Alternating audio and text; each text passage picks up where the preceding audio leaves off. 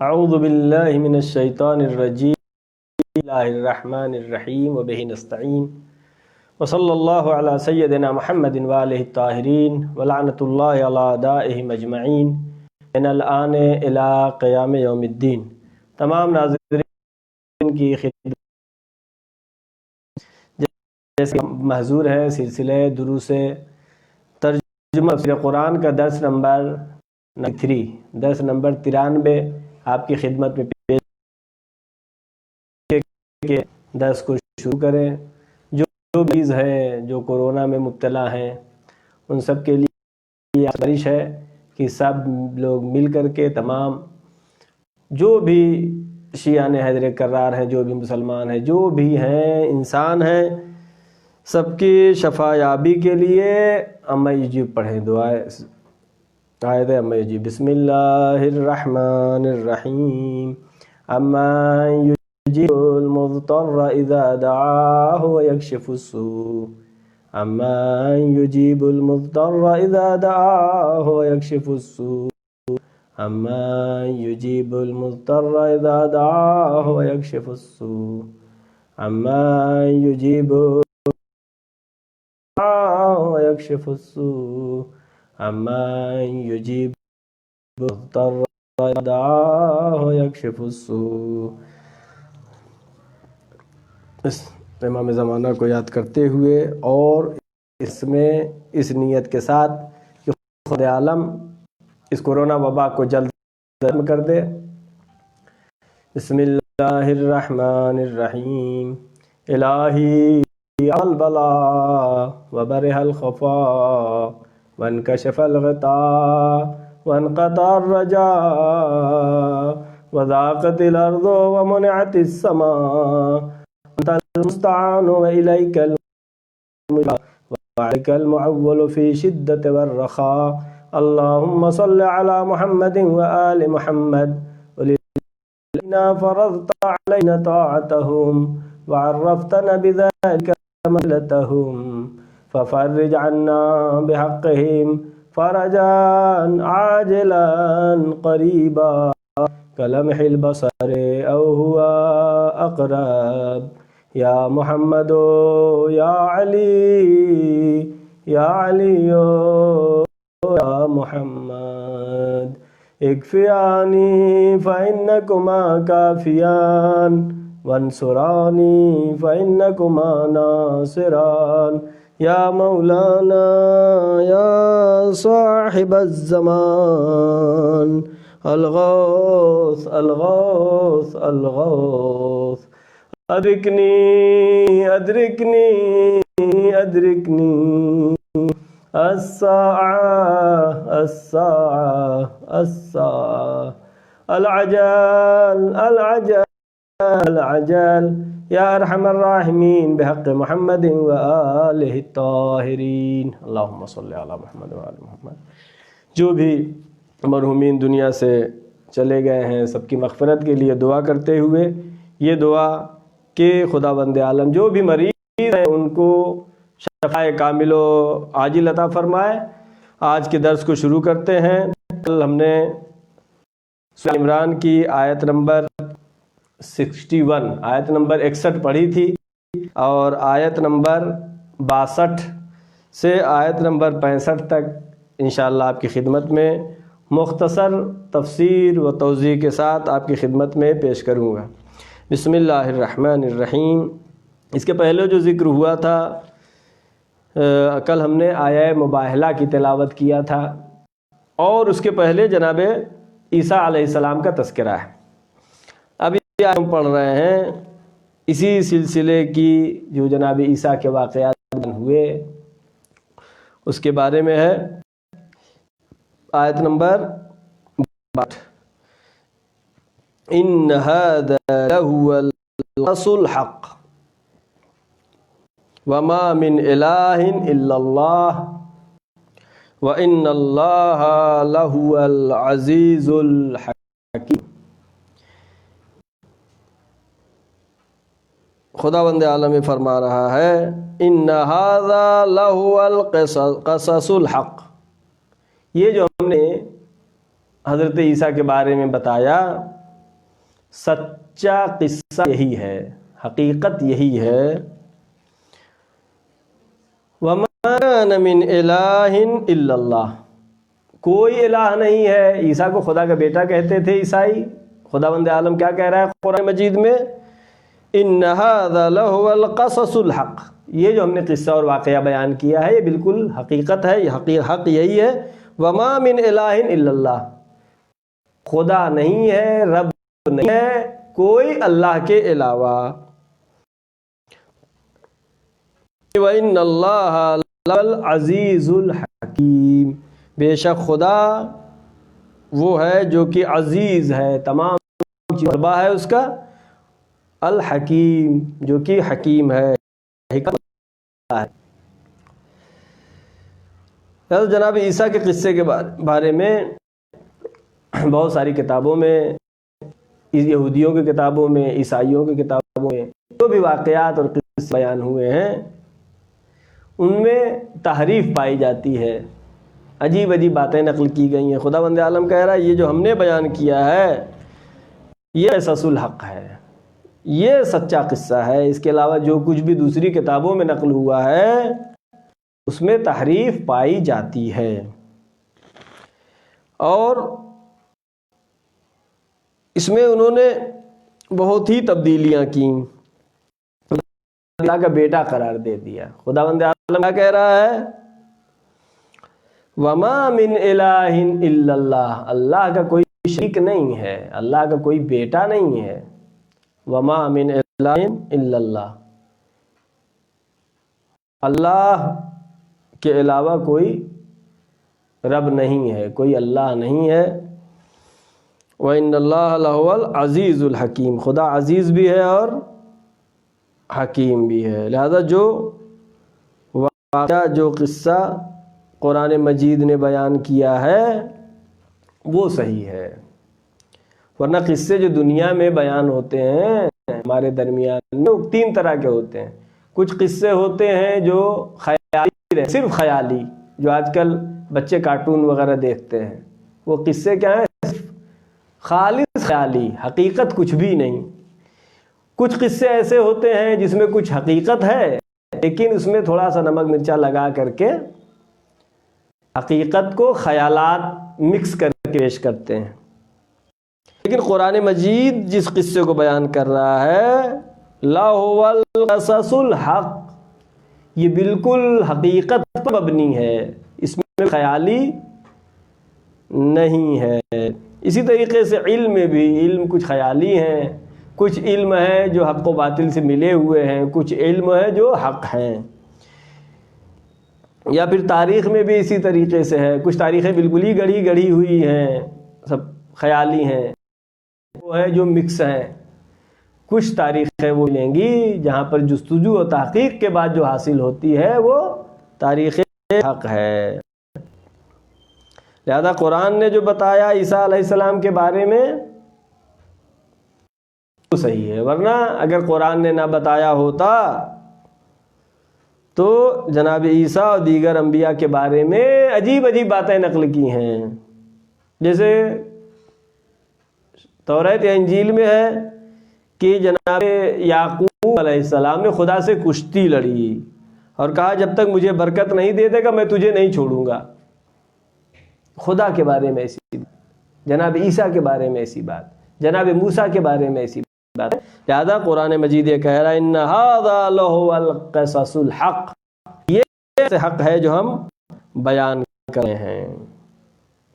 اب آگے آیت نمبر 63، فَإِن تَوَلَّوْا، ہم نے جو بیان کیا ہے اس کو منو سمجھو۔ فَإِن تَوَلَّوْا، اگر تم نے منہ پھیر لیا، اگر تم نے اس کا انکار کر دیا، فَإِنَّ اللَّهَ عَلِيمٌ بِالْمُفْسِدِينَ، تو خداوند عالم علیم ہے اور مفسد ہیں ان کو خداوند عالم خوب جانتا ہے۔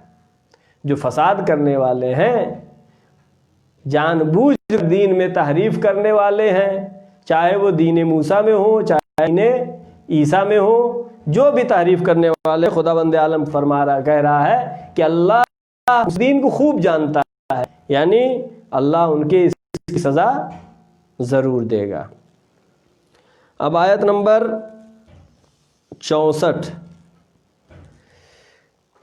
قُلْ يَا أَهْلَ الْكِتَابِ تَعَالَوْا إِلَىٰ كَلِمَةٍ سَوَاءٍ بَيْنَنَا وَبَيْنَكُمْ أَلَّا تَعْبُدُوا إِلَّا اللَّهَ وَلَا نُشْرِكَ بِهِ شَيْئًا وَلَا يَتَّخِذَ بَعْضُنَا بَعْضًا أَرْبَابًا مِّن دُونِ اللَّهِ فَإِن تَوَلَّوْا فَقُولُوا اشْهَدُوا بِأَنَّا مُسْلِمُونَ۔ قُلْ یا اہل الکتاب، اے میرے حبیب، اے میرے رسول، کہہ دیجئے، کس سے؟ اہل کتاب سے۔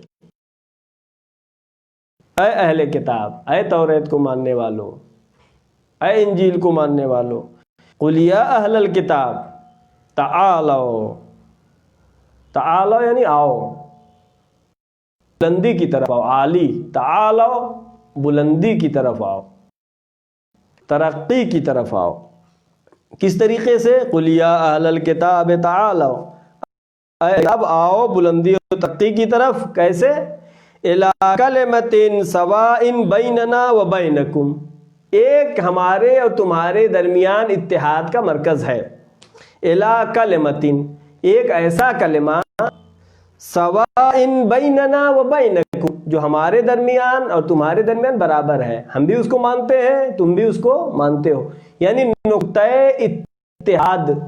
قرآن مجید نقطہ اتحاد پر زور ہے، نقطہ اتحاد کر رہا ہے۔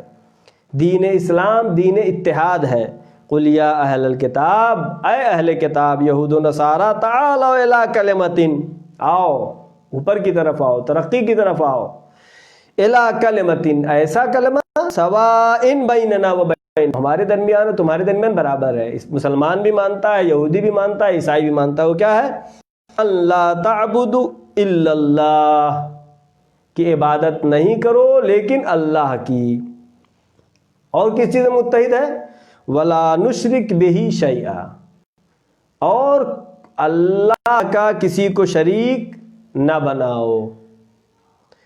ولا يتخذ بعضنا بعضا اربابا من دون اللہ، ولا يتخذ، اور نہ لو، نہ قرار دو، بعضنا بعضا اربابا، بعض کو اپنا رب، ولا يتخذ بعضنا بعضا اربابا من دون اللہ، اللہ کے علاوہ ایک دوسرے کو اپنا رب قرار نہ دو۔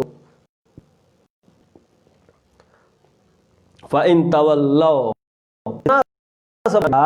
نکات کو بیان کرنے کے بعد بھی پھر بھی اگر تم منہ موڑ رہے ہو، روگردانی کر رہے ہو، اس نقطے کی طرف نہیں آ رہے ہو، فَقُولُوا اشْهَدُوا، تو پھر یہ کہو، اشہدوا یعنی خدا شاہد رہے،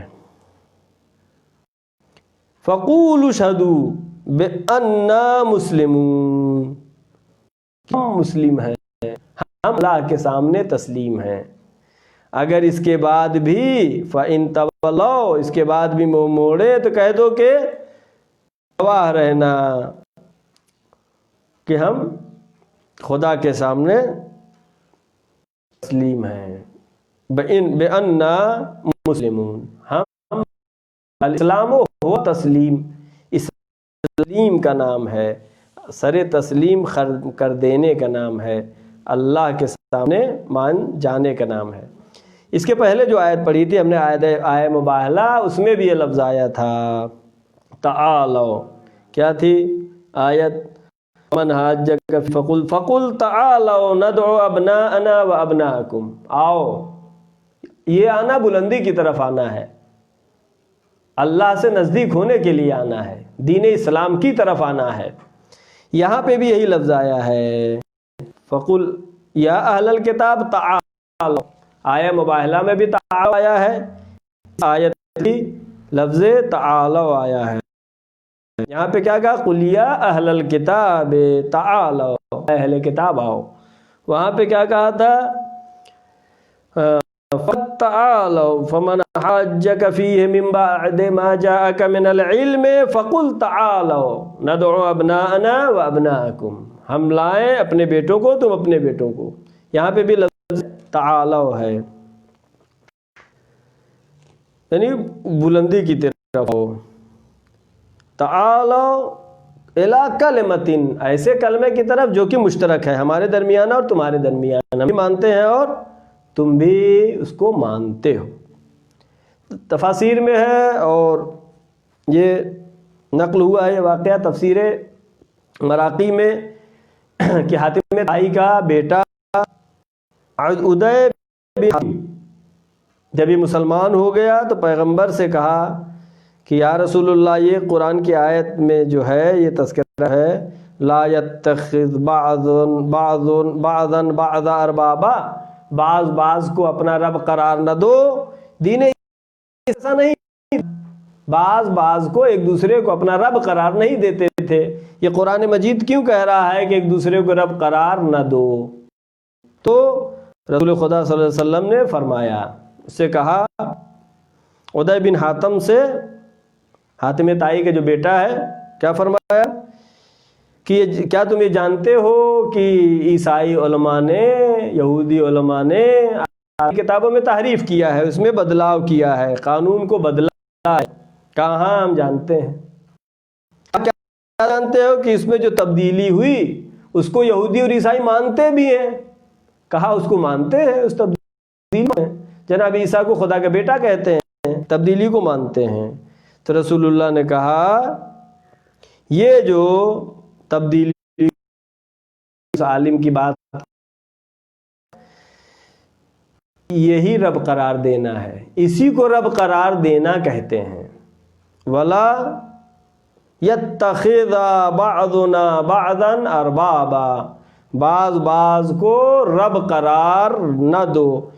اس سلسلے میں ہمارے ساتویں امام حضرت مسیح کاظم علیہ السلام سے ایک حدیث ہے. امام فرماتے ہیں من اصغى الى ناطق فقد عبدہ، من اصغى جو سنے الى ناطق، گفتگو کرنے والے کی بات کو، کسی تقریر کرنے والے کی کو، کسی مقرر کی بات کو سنے، کسی بولنے والے کی بات کو سنے، کسی پڑھنے والے کی بات کو سنے. من اصغى الى ناطق، جو سنے کسی بات کرنے والے کی بات کو، فقد عبدہ، وہ اس کا عبد ہو گیا، یعنی اس نے اسے اپنے علاوہ من دون اللہ، اللہ کے علاوہ کسی کو رب قرار نہ دو. لہذا اس آیت میں نقطہ اتحاد کی طرف گفتگو کی گئی ہے. اتحاد اتحاد اتحاد. لہذا سب سے پہلے مرحلے میں مومنین کو، شیعوں کو چاہیے کہ آپس میں متحد رہیں. پھر دوسرے مرحلے میں شیعہ اور اہل سنت کو چاہیے کہ متحد رہیں. تیسرے مرحلے میں یہود و نصارہ کو چاہیے کہ متحد رہیں. چوتھے مرحلے میں کہیں کہ جو بھی اللہ کے ماننے والے ہوں، شیعہ ہوں، سنی ہوں، یہودی ہو، نصرانی ہو، جو بھی اللہ کے ماننے والے ہیں، وہ بے دینوں کے مقابلے میں متحد رہیں، جو دین کے خلاف ہیں ان میں متحد رہیں. یعنی قرآن مجید، دین اسلام، کلمہ اتحاد، اشتراک، جو مشترک چیز ہے ہمارے درمیان اور دوسرے ادیان کے درمیان، اتحاد کے لیے وہی کافی ہے. اسی کے ذریعے سے اتحاد ہونا چاہیے. اتحاد نعمت ہے، اختلاف مصیبت ہے. البتہ ساتھ ساتھ جو قرآن مجید نے بہت سے مقامات پر ذکر کیا ہے کہ دوسروں کے مقدسات کا احترام کرو. کوئی بھی ہو، مقدسات ہیں، اس مذہب کے ماننے والے، اس دین کے ماننے والے اس کا احترام کرتے ہیں، تو ان کا احترام ان کے سامنے ہونا ضروری ہے. خلاصتاً یہ کہ جو کام محبت پیدا کرنے والے ہیں وہ یا واجب ہے یا مستحب ہیں، اور کام نفرت پیدا کرنے والے ہیں وہ مکروہ ہے یا حرام ہے. لہذا نقطہ اتحاد کے اوپر قرآن مجید تاکید کر رہا ہے. قل یا اہل الکتاب تعالوا الی کلمۃ، آؤ متحد ہو جاؤ اس کلمے پر، سواء بیننا و بینکم، جو ہمارے درمیان برابر ہے. وہ کیا ہے؟ اللہ تعبدوا الا اللہ، کہ ہم عبادت کریں گے مگر کی بہی شیئن، اور قرار نہیں دیں گے۔ اب آیت 65 پڑھتے ہیں۔ یا اہل الکتاب ما تحاجون فی ابراہیم، کتاب تم ابراہیم علیہ السلام کے بارے میں کیوں جھگڑا لڑائی کرتے ہو؟ وما انزلت التوراۃ انجیل الا من بعدہ، درا حال ہے کہ نازل نہیں ہوئی توریت اور انجیل الا من بعدہ، مگر یہ کہ جناب ابراہیم کے بعد نازل ہوئی ہے۔ افلا تعقلون، کیا تمہیں عقل نہیں ہے؟ آیت کیا کہہ رہی ہے کہ یہود یہ کہنا کہ ابراہیم علیہ السلام عیسائی تھے، یہ غیر منطقی بات ہے۔ افلا تعقلون، عقل سے کام نہیں لیتے ہو، یعنی اس میں جو جھگڑا لہذا یہ ہوا کہ یہودی کہتے تھے کہ ابراہیم یہودی تھے، عیسائی کیا کہتے تھے کہ ابراہیم تھے۔ خدا کا عقلون، تم عقل کیوں نہیں رکھتے؟ توریت اور انجیل جناب ابراہیم کی ہے، تو دین یہود تھا نہ تو دین عیسائیت تھی، پھر یہودی اور عیسائی ابراہیم کو کیوں کہتے ہو؟ درا حال ہے کہ ابراہیم جناب موسیٰ اور عیسیٰ علیہ السلام سے پہلے آئے۔ لہذا یہ نصارہ جو آپس میں جھگڑا کیا کرتے تھے، وہ یا رسول اللہ آپ فیصلہ کریں کہ ابراہیم یہودی تھے یا ابراہیم نصرانی تھے۔ تو یہ آیت نازل ہوئی، یا اہل الکتاب لما تحاجون، اے اہل کتاب کیوں لڑا کرتے ہو ابراہیم کے بارے میں؟ وما انزلت التوراۃ والانجیل الا من بعدہ، توریت اور انجیل ان کے بعد نازل ہوئی، نہ تو توریت کے ماننے والے تھے نہ تو انجیل۔ اب یہاں پر جناب ابراہیم کو کیا مانتے تھے وہ، اس کے تمام شکوک کا جواب، اگر یہ کہتے ہو کہ توریت اور انجیل پر وہ عمل کرتے تھے جناب ابراہیم، تو یہ بالکل واضح ہے کہ جناب ابراہیم اور جناب موسیٰ اور جناب عیسیٰ سے پہلے آئے، لہذا پر عمل کرتے تھے۔ یہ غیر معقول، غیر منطقی، غیر عقلی بات ہے۔ لیکن اگر یہ کہتے ہو کہ اس وقت جو بھی ہدایت یافتہ ہوا کرتے تھے، جو اچھے لوگ ہوتے تھے، ان کو ابراہیم نام دیا جاتا تھا، ان کو ابراہیم کہتے تھے، لہذا کہا کہ ابراہیم جو ہے یہودی تھے، ابراہیم عیسائی تھے۔ کہا یہ بھی غلط ہے، کیوں؟ اس لیے ہے کہ آگے کی آیت کیا کہہ رہی ہے، وَمَا كَانَ إِبْرَاهِيمُ نَصْرَانِيًّا، نہ تو ابراہیم یہودی تھے نہ نصرانی تھے، وَلَٰكِنْ كَانَ حَنِيفًا مُسْلِمًا، ابراہیم خدا کے فرما بردار تھے، دین حنیف پر تھے، دین حق پر تھے، یعنی خود جناب ابراہیم اپنے دین پر تھے، نہ تو یہودی نہ ہی عیسائی تھے۔ یعنی ہم نے بیان کیا کہ دین اللہ کی طرف ہی آیا ہے۔ اب اگر وہ یہ کہیں کہ نہیں احکام لحاظ سے جناب ابراہیم یہودی تھے، عیسائی کہیں کہ احکام کے لحاظ سے، احکام پر عمل کرنے کے لحاظ سے، احکام جو ہمارے دین میں ہے اس کے لحاظ سے عیسائی تھے، تو یہاں پر بالکل واضح ہے کہ احکام کے لحاظ سے جو ملتا جلتا مسئلہ زیادہ ہے وہ جناب ابراہیم سے، چونکہ جناب ابراہیم کا مرتبہ کی عظمت بہت زیادہ ہے، لہذا یہودی چاہتے تھے یہ ثابت کریں کہ یہودی تھے، عیسائی چاہتے تھے یہ ثابت کریں کہ جناب ابراہیم عیسائی تھے، لیکن دین اسلام کے جو حکام ہیں وہ جناب ابراہیم سے ملتے جلتے ہیں، اس لیے کہ حج پوری عبادت جناب ابراہیم اور جناب اسماعیل کی یاد کا نام ہے، نہ تو حج یہودی کرتے ہیں نہ تو حج عیسائی کرتے ہیں۔ یعنی اگر اس لحاظ سے دیکھا جائے وَلَٰكِنْ كَانَ حَنِيفًا مُسْلِمًا، مسلم تھے۔ یہ جو ادیان وجود میں آئے یہ دین میں تحریف ہونے کی وجہ سے وجود میں آئے، ورنہ جناب ابراہیم کا دین وہی ہے، وہی دین جناب موسیٰ کا ہے، وہی دین جناب عیسیٰ ہے، وہی آخری نبی حضرت محمد مصطفیٰ صلی اللہ علیہ وسلم کا ہے۔ یعنی ہر زمانے کے لحاظ سے نبی آتے رہے، اور یہ سلسلہ نبوت جو جناب آدم سے شروع ہوا، 1,24,000 انبیاء، ان کا ایک سلسلہ خاتم النبیین سید المرسلین حضرت محمد مصطفیٰ صلی اللہ علیہ وآلہ وسلم پر تمام ہوا ہے۔